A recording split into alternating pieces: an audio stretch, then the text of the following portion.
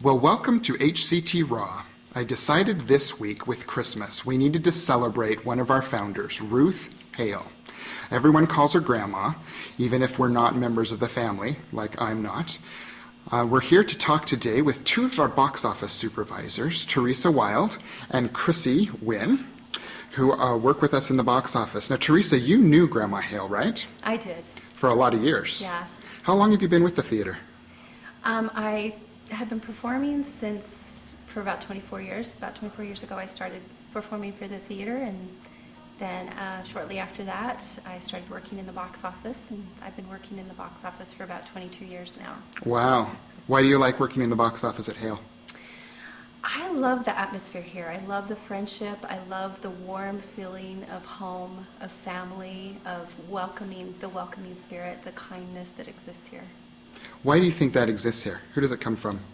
I think it comes from everyone, from the founders started it, Ruth Hale, her husband. They really wanted to create a home so that everyone felt welcome in their home, and so that they invited guests in, and so that included all the employees. So the employees are treated very well, and so the employees want to treat the guests that come in here well. Excellent. I love that. So, Chrissy, how many people does it take to run our box office? Well, we have anywhere from probably 5 to 7 people in our box office every day. And so that's about 60 to 70 man hours per day, and plus more during the Christmas time and our season ticket busy time. Wow, it takes that many people. How many phone calls do we get? We get 200 to 300 phone calls every day. Wow. Okay. So what kind of phone calls do we get? What do you hear from people? What are they calling for? Calling to ask questions about shows, what type of shows we do, what seats we have, what do we sell, what kind of gift certificates, or what kind of gifts we have that we offer. And we also do a lot of exchanges. We have a great policy where we do allow exchanges. So a lot of theaters don't do that, but we get a bulk of our probably about 20 to 25% of our calls that come in, we spend with people exchanging to other dates.